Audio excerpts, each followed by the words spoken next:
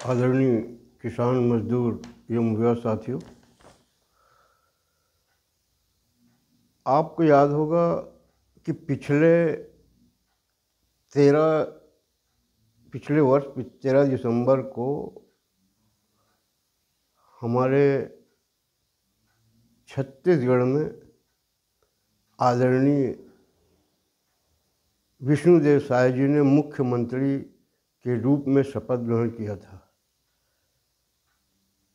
अब 4 दिन बाद ही उनका 1 वर्ष का कार्यकाल पूरा होने जा रहा है। मुझे विश्वास है कि भाजपा सरकार की ओर से उनका साल भर का रिपोर्ट कार्ड जारी किया जाएगा। उसके लिए मैं अपने प्रदेश सरकार के मुखिया आदरणीय विष्णुदेव साय जी को बहुत बहुत बधाई देता हूं कि आपका मुख्यमंत्री कार्यकाल बहुत अच्छा तो नहीं कह सकता, मगर कुछ हद तक ठीक था। लेकिन आपके कुछ सहयोगी हैं, शायद उनके कारण से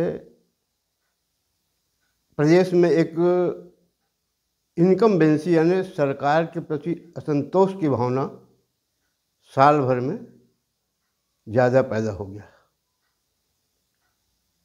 उसी की ओर मैं आपको ध्यान आकर्षित कराने के लिए, आप मेरी बात माने न माने, सुने न सुने, उससे मुझको कोई फ़र्क नहीं पड़ता। लेकिन मैं अपनी दिल की जो बात है, जनता की जो बात है, जनता के बीच में जो चर्चा चल रही है, आदरणीय साय जी, मैं आपके समक्ष रख रहा हूँ।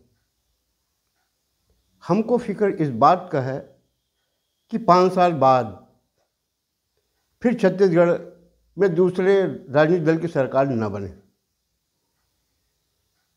इसलिए ये इनकम्बेंसी या जनता में असंतोष की जो भावना फैल रही है, उसके बारे में आप जान रहे हैं कि नहीं, या आप तक बात आपके लोग पहुंचा रहे हैं कि नहीं, सिर्फ आपका पीठ ही थपथपा रहे हैं।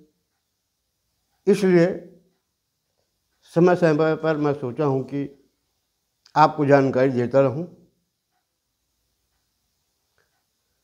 साय जी, 2018 में आपको याद होगा, जब भाजपा हारी तो छत्तीसगढ़ किसानों के ऊपर ये आरोप लगा कि 25% धान और ऋण मुक्ति में छत्तीसगढ़ की जनता ने हमको गद्दी से हटा दिया। ऐसी कोई बात नहीं थी।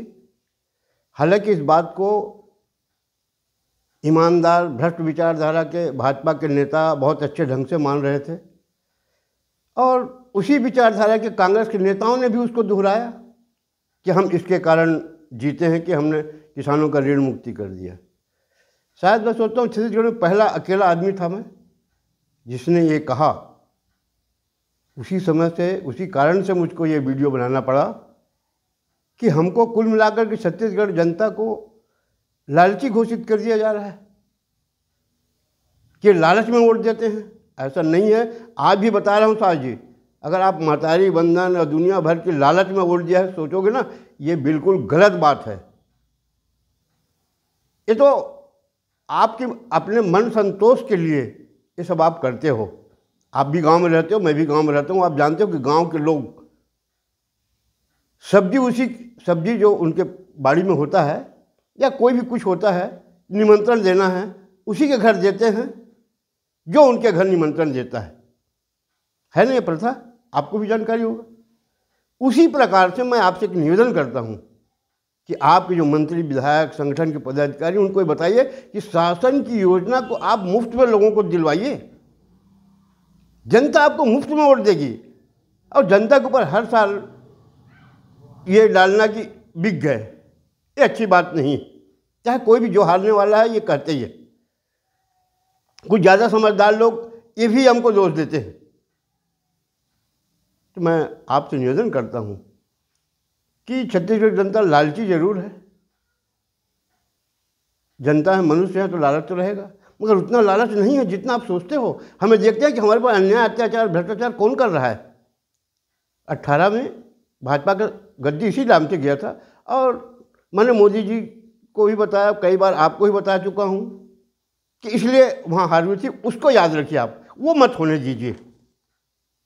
कहाँ आप अपने ढंग से थोड़ा मंत्री विधायकों का, संगठन के लोगों का रिपोर्ट कार्ड भी तो रखिए कि साल भर में किसने क्या किया। अभी आप कुछ दिन पहले एक दिवस मनाए हैं कि मतदान में हमारा सरकार बनाने का हमको आदेश मिला, अभी 5-6 दिन पहले। आपको बता दूं साहब जी, अधिकांश जीतने वाले भाजपा के विधायक अगर ये बात, ये खुशियाँ जा करके अपने मतदान केंद्रों में मनाए होते, अपने दौरा किए करके मनाए होते, तो जनता को काफ़ी खुशी होती। चलो हमारे बीच हमको धन्यवाद देने आए। टीवी में, पेपरों में, खैर जहाँ जिसको सहूलियत से अपना दे, हमको उससे कोई वो नहीं है। मगर गांव में जाते जीतने के बाद मैं सोचता हूँ कि कुछ ही लोग, सब पूरा पोलिंग बूथ का दौरा किए होंगे, मगर अधिकांश लोग दौरा नहीं किए हैं साई जी। दौरा करते, शासन सुविधाओं की जानकारी देते, मिल रहा है कि नहीं उनको दिलवाते, तो इससे रिपोर्ट कार्ड अच्छा बनता ना। वैसे आप भी जान रहे हैं कि धान खरीदी के मामले को लेकर के पूरे प्रदेश में इनकम्बेंसी सरकार के प्रति बनी हुई है। अब आप कैसे संभालोगे वो आपके ऊपर है, क्योंकि 2 तरीके से हमको आदेश जारी किया गया। 21 कुंटल लिया जाएगा, इधर बगैर हस्ताक्षर के धान खरीदी केंद्रों में 14 कुंटल से लेकर के 20 कुंटल तक खरीदी का धान खरीदी प्रभारियों को दिया गया, उसमें असंतोष। राइस मिलों से आपका हड़ताल चल रहा है, बोरा नहीं मिल रहा है, हम बोरा खरीद के देंगे, उसके लिए असंतोष। कई जगह धान खरीदी हो भी गई है तो उठ नहीं पा रहा है, और धान खरीदी हो नहीं पा रहा है, टोकन नहीं कर पा रहे हैं। तो हमारा लगभग 1 महीना तो इसी में चला गया। 14 नवंबर से आप शुरू किए थे, आज लगभग 9 तारीख हो रहा है। 5-6 दिन बचा है महीना भर होने के लिए। तो इसमें सुधार करने का आप विशेष ध्यान दीजिए। और ये जो साल भर का रिपोर्ट कार्ड है बहुत असहनीय हो गया, इसलिए मैं आपके सामने रख रहा हूँ कि प्रदेश में सबसे ज़्यादा अगर तंगाया गया है तो वो है छत्तीसगढ़ के बेमेतरा जिला के नवागढ़ विधानसभा क्षेत्र में।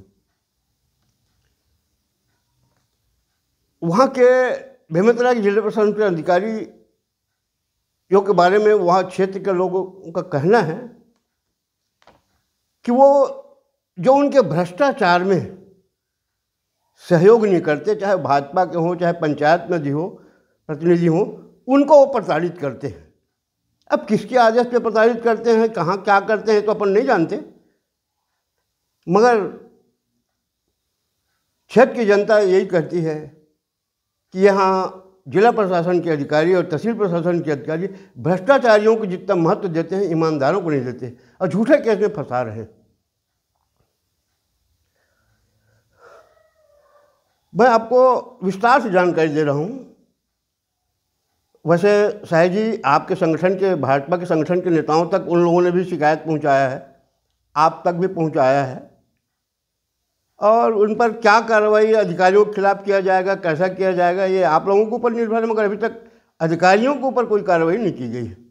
तो मैं जानकारी दे दूं कि बेमेतरा जिला के भाजपा उपाध्यक्ष विकासधर दीवान, वो भाजपा के प्रत्याशी थे वहाँ देवादास जी, जो वर्तमान में जिला अध्यक्ष अनुसूचित जाति मोर्चा के अध्यक्ष हैं।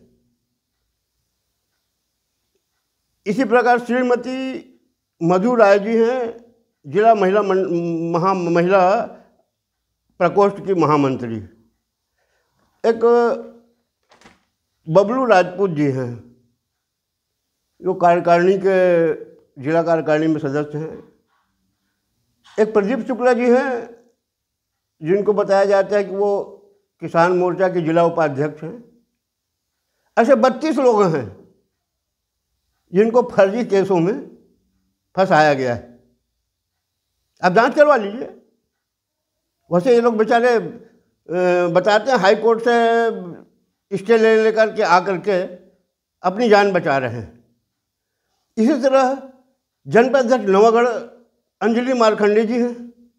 उनका कहना है कि हमने कभी कोई गलत किया ही नहीं, हमको जबरन कलेक्टर ने बर्खास्त कर दिया, हम हाई कोर्ट से स्टे लेकर के आए हैं। बड़ा मुश्किल से धरना आंदोलन किए, तब हमको कलेक्टर साहब ने चार्ज दिलवाया है। इसी तरह से कूड़ा ग्राम पंचायत की श्रीमती संतोषी बघेल जी हैं। उनका कहना है कि अधिकारियों ने जो डस्टबिन होता है वो खुद खरीदा उन्होंने और उनके पंचायत में भिजवाया और पेमेंट करने के लिए कहा। तो मैंने इनकार कर दिया कि डस्टबिन ठीक नहीं है, मैं इसको नहीं लूँगी, भुगतान नहीं करूँगी। अधिकारियों ने उस पर धारा 40 लगा के बर्खास्त कर दिया। उन्हीं का पंचायत में जो उप सरपंच है, जिसके खिलाफ तहसीलदार के न्यायालय में भेजा कब्जा सिद्ध हो गया है, उसको हटा देना चाहिए सदस्यता से, लेकिन वह अपील कर दिया है एसडीएम साहब के यहाँ। साल भर से केस चल रहा है। मुख्यमंत्री जो बोल रहे हैं राजस्व अधिकारियों को जो लंबित मामले उसको तुरंत निपटाया जाए, ये भेजा कब्जा का मामला है। एसडीएम साहब ने उसी को चार्ज दिलवा दिया पंचायत का। उस बेजाधारी उप सरपंच को, बेजा कब्जाधारी उप सरपंच को सरपंच का चार्ज दिलवा दिया और सचिव के साथ वो हर 2-3 दिन में लाखों रुपए निकाल के वारा न्यारा कर रहा है। इसकी जानकारी शायद जी पंचायत मंत्री को भी नहीं होगी। हमारे तो पंचायत मंत्री से भी निवेदन करूंगा, पंचायत मंत्री हैं आप विजय शर्मा जी, पुलिस मंत्री भी हैं, आपका मैं ध्यान नवागढ़ की ओर लाना चाहता हूँ, निवेदन करता हूँ कि आप पुलिस अधिकारियों को बताइए किसी के साथ अन्याय अत्याचार ना हो, बदनामी आपके ऊपर आएगी। आप गृह मंत्री हैं ना, किसी को निर्दोष सताएं मत। आगे चल के बीच में और दर्दनाक घटना बता रहा हूँ भाई। ये सरपंच जो है कूड़ा की स्टे ला करके 1 महीने से घूम रही कलेक्टर के पास, एसडीएम के पास, जनपद के सीओ के पास, उसको चार्ज नहीं दे रहे हैं। वहाँ के अधिकारी इतनी हिम्मती हो गए हैं, उनको हाई कोर्ट के उससे कोई मतलब नहीं। उस सरपंच ने बताया कि मैं तो अब अवमानना का केस दायर की हूँ, करूँगी, जा रहा हूँ हाई कोर्ट। अधिकारी न्यायालय के आदेश को नहीं मान रहे हैं। तो साई जी, मैं उस बात को याद दिलाना चाहूँगा कि अयोध्या में राम मंदिर जब स्थापित हुआ तो हमारे देश के प्रधानमंत्री जी ने कहा था कि एक नया युग प्रारंभ होगा। तो हमने समझा था कि राम राज्य का कुछ लक्षण दिखेगा। ये रावण राज का लक्षण नवागढ़ विधानसभा में कैसे दिख रहा है? थोड़ा जांच कराइए आप। ये अधिकारी किसके कहने से कितना चढ़ बढ़ गए हैं कि न्यायालय का आदेश भी नहीं मान रहे हैं। जो भ्रष्ट लोग हैं, अब मैं भ्रष्टाचारियों को अधिकारी बढ़ावा दे रहे हैं उसका आरोप भी मैं सिद्ध कर रहा हूँ। कांग्रेस शासन में साई जी 2021 में कूड़ा सोसाइटी में वहाँ के समिति प्रबंधक और अध्यक्ष ने मिल करके लगभग 1 करोड़ का धान गड़बड़ किया है, जिसका मामला भी व्यवहार न्यायालय में चल रहा है। इन्हीं अधिकारियों ने सहयोग देख करके उसको अभी बहाल करवा दिया है। संस्था प्रबंधक को कहीं ड्यूटी दे दिया अपने जिले में कि जाओ फिर धान खरीदी करो करके। और जो समिति का अध्यक्ष था ना, जिनके ऊपर करोड़ों का वारा न्याय लगा है ना, उसको पुनः कूड़ा सोसाइटी का अध्यक्ष बना दिया गया है। मैं धन्यवाद देता हूँ भ्रष्टाचार को बढ़ावा देने वाले जिला प्रशासन के बेमेतरा जिला के अधिकारियों को। आप विष्णुदेव शाह जी के शासन को बदनाम करने में जो लगे हुए हैं ना, इसके लिए बधाई दे रहा हूँ। हमारे मुख्यमंत्री जी क्या कहते हैं, सब काम साया साया हो रहा है, यहाँ किसी के साथ अन्याय नहीं हो रहा है। शाह जी, अगर समय हो किसी अधिकारी भेज के जांच करवा लीजिए। वहाँ भाजपा और पंचायत के प्रतिनिधि जो गलत नहीं करना चाहते, जो गलत में सहयोग नहीं करना चाहते, उनको कैसे फंसाया जा रहा है, इसका तांडव नवागढ़ विधानसभा में देखिए। खैर, मेरी बात उन अन्यायी, अत्याचारी और भ्रष्टाचारियों को खराब लगता है, मैं जानता हूँ, मगर क्या करूँ, जब तक जिंदगी है तब तक तो ये सब बात सामने लाना पड़ेगा ना। क्योंकि आज मैं देख रहा हूँ लोग कांग्रेस और भाजपा में बंट गए हैं। कांग्रेसियों को भाजपा ही गलत दिखते हैं और भाजपा ही को कांग्रेस, और दोनों मिलकर जब जनता के साथ गलत करते हैं उसके खिलाफ बोलने वाला कोई नहीं। तो चूँकि मैं दुर्भाग्य से किसी पार्टी का सदस्य नहीं हूँ, पत्रकारिता में था और अन्याय अत्याचार मेरे से देखा नहीं जा रहा है, इसलिए मैं वीडियो बना करके सब बातों को सामने ला रहा हूँ। तो अंत में मैं शाह जी आपको एक बहुत बड़ी बात बता रहा हूँ, अगर आप उसको गंभीरता से लेंगे तो जांच कराइए। आपके मंत्रिमंडल में एक मंत्री हैं जिन्होंने कांग्रेस शासन काल में,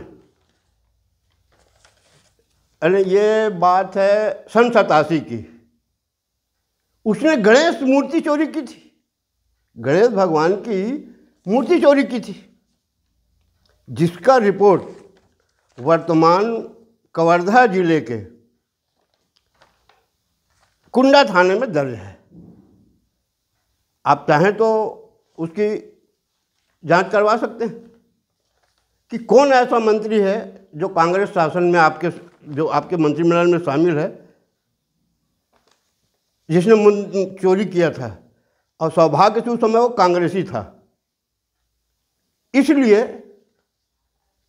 कांग्रेस के नेताओं ने, मंत्री जी के करीबी था, तो उसका मामला रफा दफा कर दिया गया। ऐसा हमको जानकारी मिली है। और अपराध का मांग बता दूं मैं आपको, 6984 है, धारा 379, ये सन 1987 में रिपोर्ट दर्ज कराया गया कुंडा थाना में। और कुछ दिन बाद जब चुनाव आया, उस समय हम मध्य प्रदेश में थे 87 में, तो वो कांग्रेस की टिकट मांगने लगा।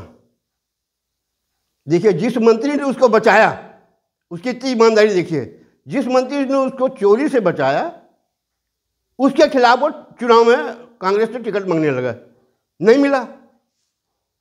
उस जमाने में भाजपा के लोगों को लाले पड़ते थे रिजर्व क्षेत्र में उम्मीदवारों के। भाजपा के उदारवादी नेता लोग उसको अपनी तरफ ले आए।